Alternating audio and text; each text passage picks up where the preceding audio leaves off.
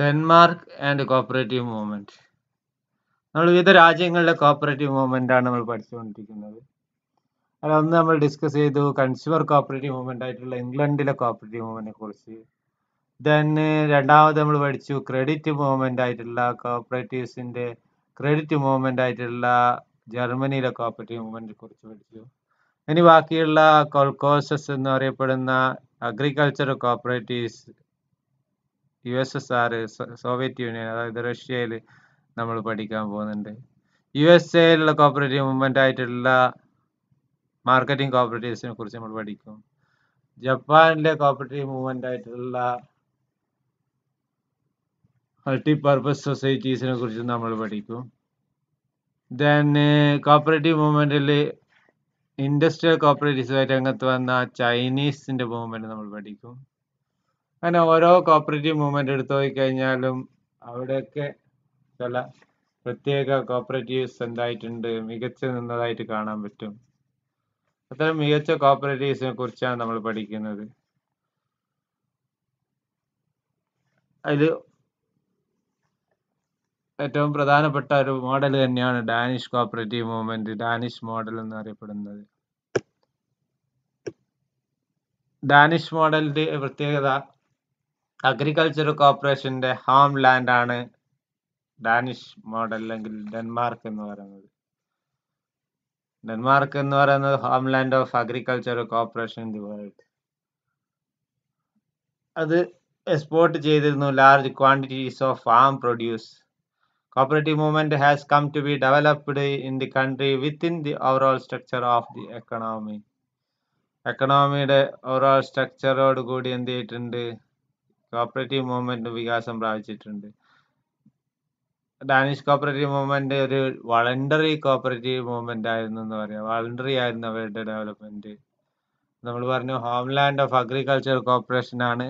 Over all structure of economy എന്തായിരുന്നു, cooperative with the overall structure of economy ആയിരുന്നു, within the overall structure of economy ആയിരുന്നു എന്ന് പറഞ്ഞു. The most interesting essential feature of Danish cooperative movement is voluntary development ആണെന്ന് അറിയാം. Danish മോഡലിന്റെ മറ്റു features നമ്മൾ പറയുന്നുണ്ട്. Members are devoted and loyal to the movement. Members വളരെ ഡിവോട്ടഡ് ആയിരുന്നു, ലോയൽ ആയിരുന്നു മൂവ്മെന്റിനോട്.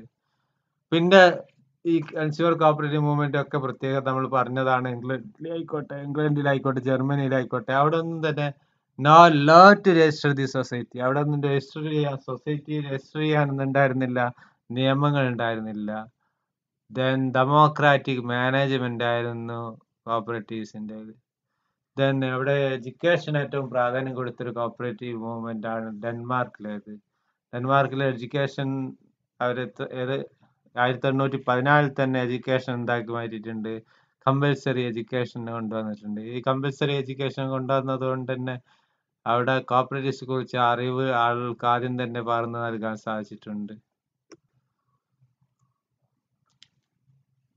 എഡ്യൂക്കേഷൻ 1814 തന്നെ കമ്പൽസറി ആക്കിയത് കൊണ്ട് തന്നെ ആളുകൾക്കിടയിൽ എന്താണ് കോപ്പറേറ്റീവ്സിനെ കുറിച്ച് അറിവ് പകർന്നു നൽകാൻ എളുപ്പമായിട്ടുണ്ട്. Institution has an influence over the development of cooperative movement in the country. Education ആണ് എന്ത് ചെയ്തത്, ഏറ്റവും കൂടുതൽ ഇൻഫ്ലുവൻസ് ചെയ്തത് കോപ്പറേറ്റീവ് മൂവ്മെന്റിനെ. 1882 കോപ്പറേറ്റീവ്സ്, ഡയറി കോപ്പറേറ്റീവ്സ് ആരംഭിച്ചു. അതിന് തുടർച്ചയായി 1886 first consumer stores central Rochdale principles അനുസരിച്ചുള്ള ഒരു കൺസ്യൂമർ കോപ്പറേറ്റീവ് സ്റ്റോറും തുടങ്ങി.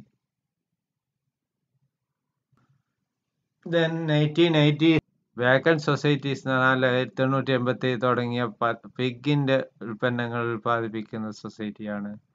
1895 മാർക്കറ്റിംഗ് അസോസിയേഷൻ ഓഫ് എഗ്സിന്റെ മാർക്കറ്റിംഗ് അസോസിയേഷൻ വേറെ തുടങ്ങി. ഡാനിഷ് കോപ്പറേറ്റീവ് ഹോൾസെയിൽ സൊസൈറ്റി 1973 ആരംഭിച്ചതാണ് ഡാനിഷിന്റെ ഹോൾസെയിൽ സൊസൈറ്റി. ഹോൾസെയിൽ രംഗത്തേക്ക് പ്രവേശിക്കുകയുണ്ടായി. ഈ ഹോൾസെയിൽ രംഗത്തേക്ക് പ്രവേശിച്ച ഡാനിഷ് കോപ്പറേറ്റീവ് മൂവ്മെന്റ് അതിന്റെ ഡയറി കോപ്പറേറ്റീവ്സ് അങ്ങനെ തുടങ്ങി എല്ലാം ആയിട്ട് ചേർന്ന് ഒന്നിച്ച് പ്രവർത്തിക്കാൻ തുടങ്ങി. FDV എന്ന പേരിലാണ് ഹോൾസെയിൽ സൊസൈറ്റി അറിയപ്പെട്ടിരുന്നത്.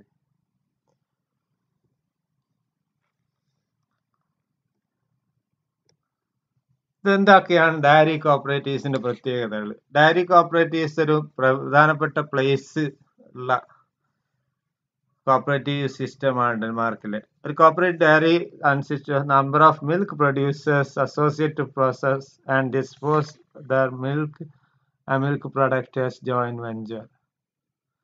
1882 ഫസ്റ്റ് ഡയറി കോപ്പറേറ്റീവ്സ് അവിടെ എന്ത് ചെയ്യുന്നത് ആരംഭിക്കുന്നത്.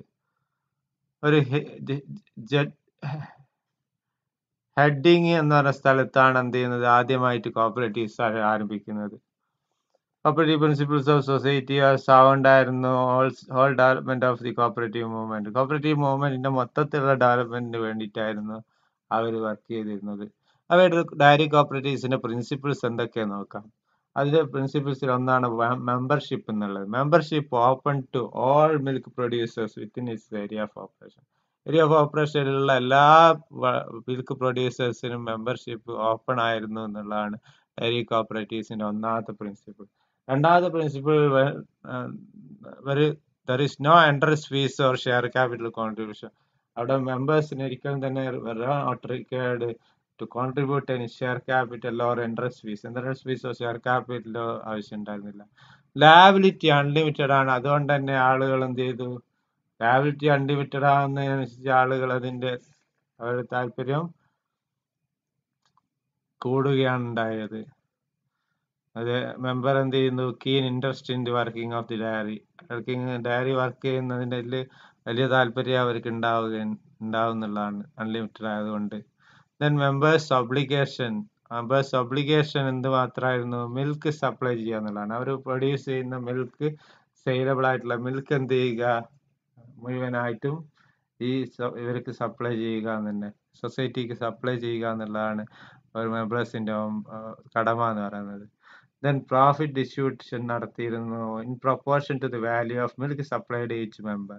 ഓരോ മെമ്പർ സപ്ലൈ ചെയ്തിട്ടുള്ള മിൽക്കിന്റെ അടിസ്ഥാനത്തിലായിരുന്നു profit distribution.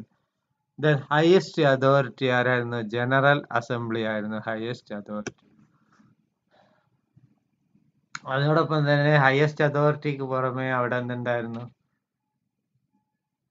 General assembly elect ചെയ്യപ്പെടുന്ന കമ്മിറ്റി ഉണ്ടായിരുന്നു ഡേ ടു ഡേ വർക്കിങ്ങിന് വേണ്ടി. ഡേ ടു ഡേ വർക്കിങ്ങിന് വേണ്ടി ഒരു കമ്മിറ്റി എലക്ട് ചെയ്തിരുന്നു.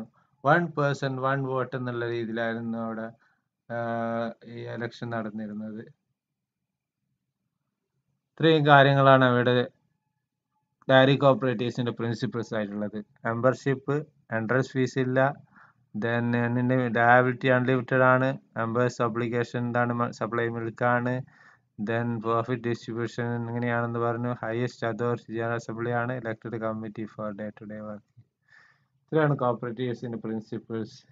പ്രിൻസിപ്പിൾസ് ആണ് അവിടെ എന്ത് ചെയ്യുന്നത് ഡയറി കോപ്പറേറ്റീവ്സിനുള്ളത്. Membership, no entrance fees, unlimited liability, members obligation to supply milk, profit distribution, highest authority to general assembly, elected committee for day to day working.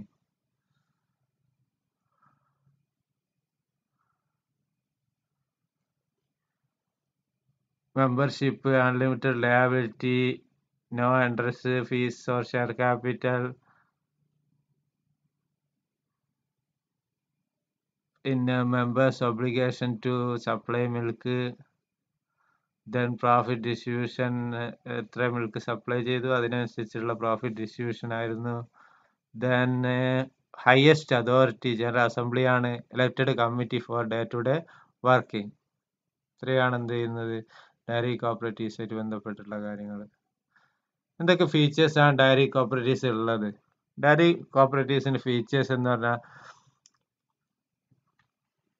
the product is immediately connected with the rising of raw material.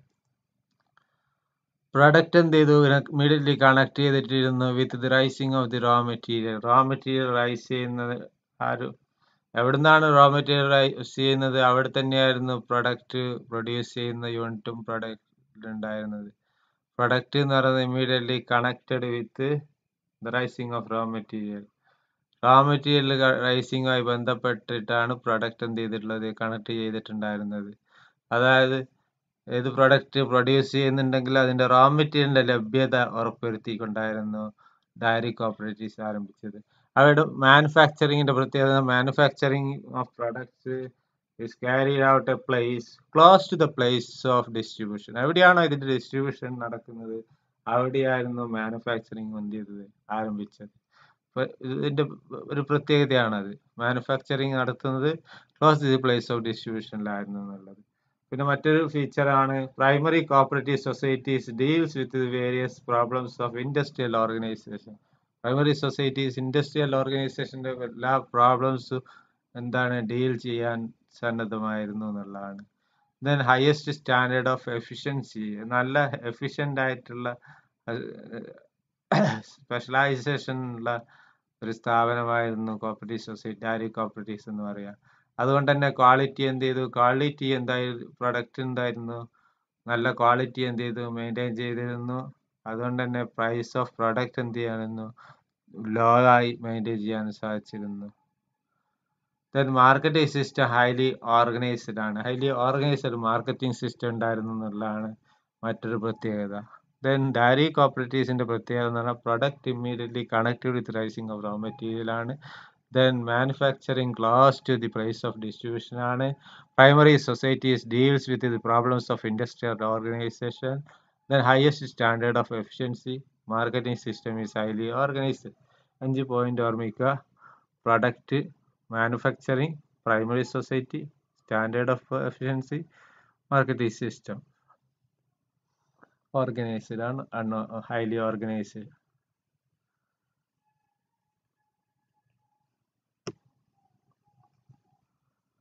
ഇതിന് federal structure ഉണ്ട് എന്ന് പറഞ്ഞു, ഒരു federal ഘടന dairy cooperatives ഉണ്ടെന്ന് പറഞ്ഞു.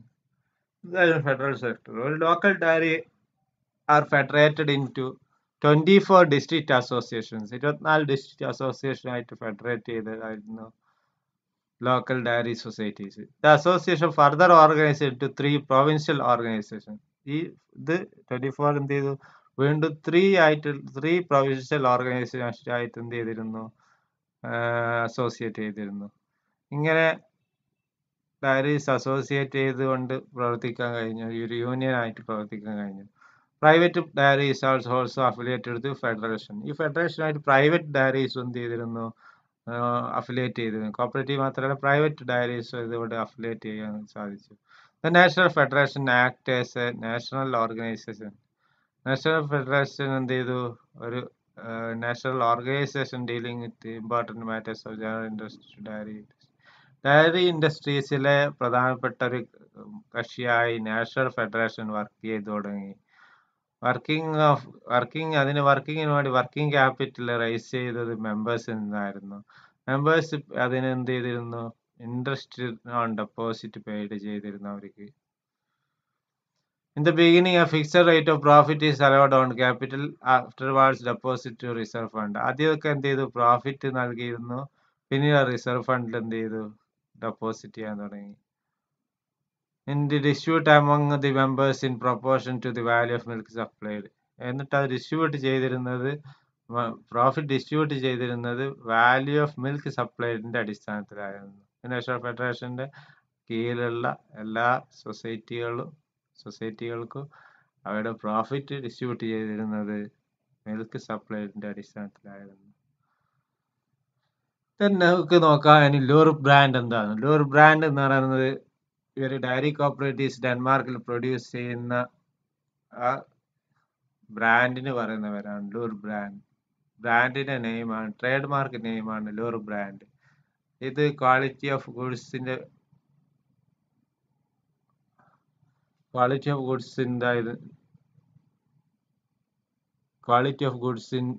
നല്ലൊരു quality of goods ഉണ്ടെന്ന് ഉറപ്പുവരുത്താൻ ബ്രാൻഡിങ് ചെയ്തുകൊണ്ട് എന്ത് ചെയ്യുക, നടത്താൻ സാധിച്ചു എന്നുള്ളതാണ് അവർക്ക്. നല്ല ബ്രാൻഡിങ്ങിലൂടെ എന്ത് ചെയ്യുക, നല്ല ക്വാളിറ്റിയുള്ള ഗുഡ്സ് പല രാജ്യങ്ങളിലേക്ക് എക്സ്പോർട്ട് വരെ ചെയ്യാൻ ആരംഭിച്ചു ലൂർ ബ്രാൻഡ് എന്ന പേരിൽ. ഇംഗ്ലണ്ട്, ജർമ്മനി, അവിടെ ഡെൻമാർക്കിൽ തന്നെയുള്ള മാർക്കറ്റ്, ഡൊമസ്റ്റിക് മാർക്കറ്റ്, ഇങ്ങനെ തുടങ്ങിയ എല്ലാ രാജ്യങ്ങളിലേക്കും എക്സ്പോർട്ട് ചെയ്യാനും അവിടെ തന്നെയുള്ള മാർക്കറ്റും എന്ത് ചെയ്യാൻ ഈ ബ്രാൻഡിങ്ങിലൂടെ പിടിച്ചെടുക്കാനും ആർക്ക് സാധിച്ചു, ഡെൻമാർക്കിലെ കോപ്പറേറ്റീവ് സൊസൈറ്റീസിന് സാധിച്ചു. ദെൻ ബേക്കൺ ഫാക്ടറീസ്, മറ്റൊരു ഉൽപ്പന്നമാണ് ബേക്കൺ ഫാക്ടറീസ് എന്ന് പറയുന്നത്. ബേക്കൺ ഫാക്ടറീസിൽ നിന്ന് ഉൽപ്പാദിപ്പിക്കുന്നത് പിഗിൽ നിന്നുള്ള ഉൽപ്പന്നങ്ങളാണ്. എഗ് ഫാക്ടറീസ് ഉണ്ട്, ബേക്കൺ ഫാക്ടറീസ് ഉണ്ട്. ഇതൊക്കെ സബ്സിഡറി ഓഫ് ഡയറി ഇൻഡസ്ട്രീസിന്റെ ഡയറി ഇൻഡസ്ട്രീസിന് സബ്സിഡറി ആയിട്ടാണ് ഉണ്ടായിരുന്നത്. ഈ പീഗിന് സെപ്പറേറ്റഡ് ആയിട്ട് മിൽക്ക് എന്ത് ചെയ്തു, മിൽക്ക് യൂസ് ചെയ്ത് ഫീഡ് ചെയ്തുകൊണ്ട് എന്ത് ചെയ്തു, പിഗ്സിന് ഉൽപ്പാദിപ്പിച്ചു തുടങ്ങി. ഈ പിഗ്സിനെ ഉൽപ്പാദിപ്പിച്ച് നല്ല ബെസ്റ്റ് ഫാറ്റൻഡ് ആയിട്ടുള്ള മിൽക്കിന് എന്ത് ചെയ്തു, ബേക്കൺ ഫാക്ടറിയിലൂടെ എന്ത് ചെയ്യുന്നു, ഉൽപ്പന്നങ്ങളാക്കി വിറ്റഴിക്കുകയാണ് ചെയ്തിരുന്നത്, പിഗ്സിന്റെ ഉൽപ്പന്നങ്ങളായിട്ട്. അതായത് ബേക്കൺ എന്നുള്ളത് പിഗിന്റെ ഉൽപ്പന്നത്തിന് പറയുന്ന പേരാണ്.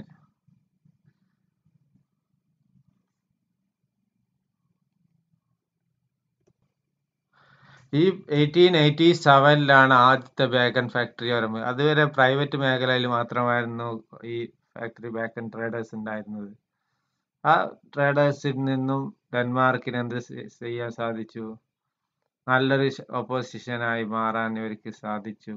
ഈ ബേക്കൺ പ്രൊഡക്റ്റുകൾ പ്രൊഡ്യൂസ് ചെയ്യുന്ന ആളുകൾക്കിടയിൽ ഏറ്റവും നല്ല ശക്തമായ ഒരു ഓപ്പോസിഷനായിട്ട് മാറാൻ അവർക്ക് സാധിച്ചു. എന്നിട്ട് അവരെന്ത് ചെയ്തു, ഫാക്ടറീസ് ഒക്കെ സ്വന്തമായിട്ടുള്ള മാർക്കറ്റിംഗ് ഓർഗനൈസേഷൻ ഫോം ചെയ്തു. അതിന്റെ പേരാണ്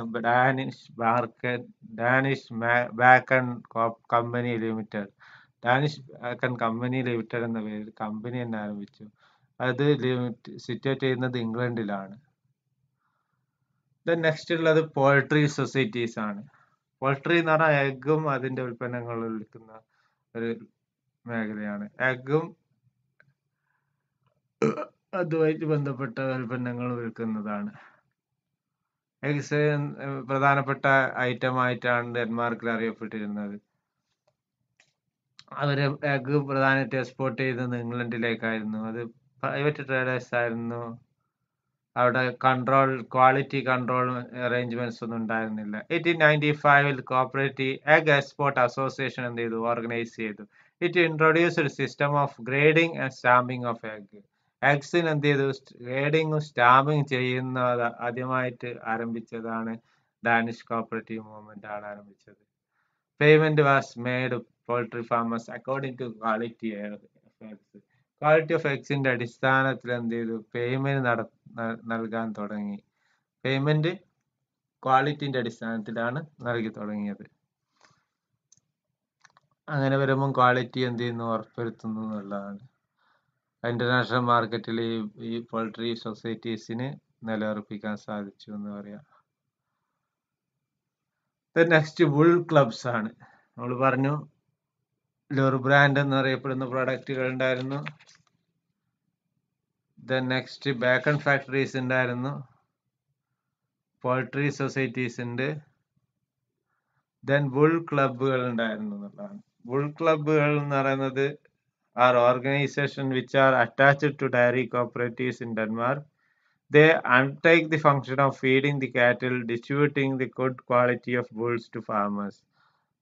ഫാമേഴ്സിന് വേണ്ട ഫീഡിങ്സ്, ഫുഡ് നൽകുക, ഫാമേഴ്സിന് ബുൾസിന് വേണ്ട ഫുഡ് നൽകുക, ബുൾസിന്റെ ഇനങ്ങളെ നല്ല ബ്രീഡ്സിന് എന്ത് ചെയ്യുക, സപ്ലൈ ചെയ്തുകൊണ്ട് ക്വാളിറ്റി ഓഫ് മിൽക്ക് ഉറപ്പുവരുത്തുക എന്നൊക്കെയുള്ളതായിരുന്നു ആരുടെ പണി, വുൾ ക്ലബിന്റെ പണി. നല്ല ഉൽപാദന ശേഷിയുള്ള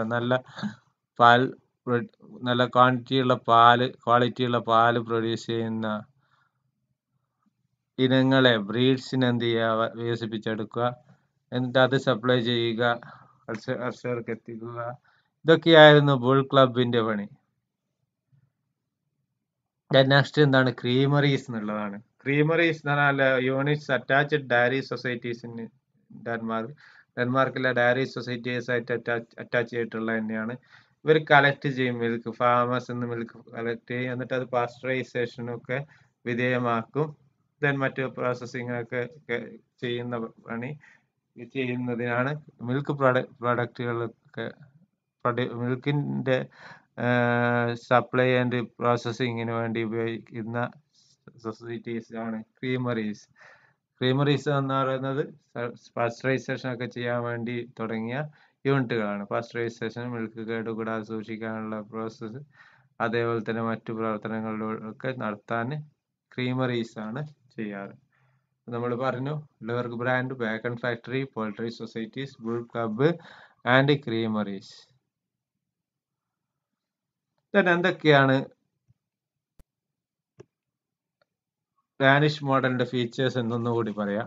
വളണ്ടറി മൂവ്മെന്റ് ആയിരുന്നു, മെമ്പേഴ്സ് ഡിവോട്ടഡ് ആൻഡ് ലോയൽ ആയിരുന്നു, no law to register the society, law ഉണ്ടായിരുന്നില്ല, ഡെമോക്രാറ്റിക് മാനേജ്മെന്റ് ആയിരുന്നു. The factors responsible to the success of dairy cooperative. Dairy കോപ്പറേറ്റീവ്സിന്റെ സക്സസിന് കാരണമായത് എന്തൊക്കെയെന്ന് നോക്കാം. അതിലൊന്നാമത് manufacturing close to the place of production എന്നുള്ളതാണ്. നമ്മൾ പറഞ്ഞതാണ് നേരത്തെ, ഡയറി കോപ്പറേറ്റീവ്സിന്റെ സക്സസിലേക്ക് നയിച്ചത് അതിന്റെ പ്രധാനപ്പെട്ട ഫീച്ചർ ആയിട്ടുള്ള പ്ലേസ് ഓഫ് പ്രൊഡക്ഷൻ തന്നെ മാനുഫാക്ചറിങ് ഓഫ് പ്രൊഡക്റ്റ് എന്ത് ചെയ്തു ആയിരുന്നു ഉണ്ടായിരുന്നത് എന്നുള്ളതാണ്. മാനുഫാക്ചർ ചെയ്യുന്നത് എവിടെയാണോ പ്ലേസ് ഓഫ് പ്രൊഡക്ഷൻ എന്ന് responsible keeping the cost of production minimum. Cost of production minimum എവിടെയാണോ നമുക്ക് മിനിമം കോസ്റ്റ് ഓഫ് പ്രൊഡക്ഷൻ വരുന്നത് അവിടെയായിരുന്നു പ്ലേസ് ഓഫ് പ്രൊഡക്ഷൻ എന്നുള്ളതാണ്. അതുകൊണ്ട് അവയുടെ മാനുഫാക്ചറിങ് ഓഫ് പ്രൊഡക്റ്റ് എന്നുള്ളത് എന്തായിരുന്നു, വളരെ ചീപ്പ് കോസ്റ്റ് പ്രൊഡ്യൂസ് ചെയ്യുന്ന ഒരു രീതിയായിരുന്നു. അതൊന്നാമത്തെ വിജയത്തിന്റെ ഒന്നാമത്തെ കാരണമായിട്ട് നമുക്ക് പറയാം. രണ്ടാമത്തത് അൺലിമിറ്റഡ് ലാബിലിറ്റി.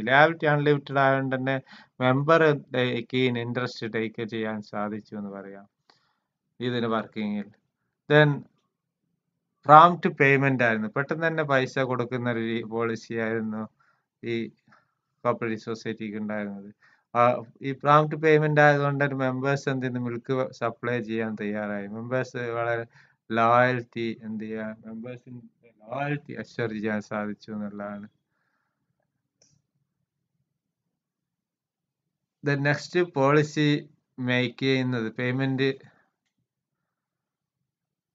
പോളിസി തന്നെ, മേക്കിംഗ് പേയ്മെന്റ് പോളിസി തന്നെ അക്കോർഡിംഗ് ടു ഫാറ്റ് കണ്ടന്റിന് അനുസരിച്ച് പാലിന്റെ പേയ്മെന്റ് നടത്തുന്ന രീതി. ഇതും എന്ത് ചെയ്തു, അവരുടെ ക്വാളിറ്റി ഓഫ് മിൽക്ക് എൻഷുർ ചെയ്യാൻ സാധിച്ചു എന്നുള്ളതാണ്. അതും ഇതിന്റെ സക്സസിന് കാരണമായി. പ്രോംപ്റ്റ് പേയ്മെന്റ് ഓഫ് എന്താണ്, prompt payment of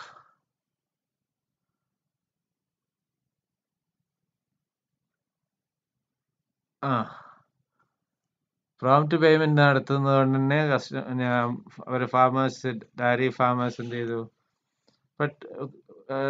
supply of എന്താണ് മിൽക്ക്, ക്വാളിറ്റി മിൽക്ക് എൻഷുർ ചെയ്യാൻ സാധിച്ചു എന്നുള്ളതാണ്. അത് പ്രോംപ്റ്റ് പേയ്മെന്റ് ആണ്. അത്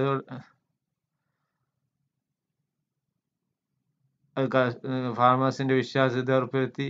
policy of making payment according to the fat content അനുസരിച്ച് വിൽക്കണം എന്നുള്ള ആ ഒരു തീരുമാനം, ഫാറ്റ് കണ്ടന്റ് അനുസരിച്ച് പേയ്മെന്റ് നടത്തണം എന്നുള്ള തീരുമാനം, അത് ക്വാളിറ്റി ഓഫ് മിൽക്ക് എൻഷുർ ചെയ്യാൻ ഉറപ്പുവരുത്താൻ കാരണമായി എന്ന് പറയാം.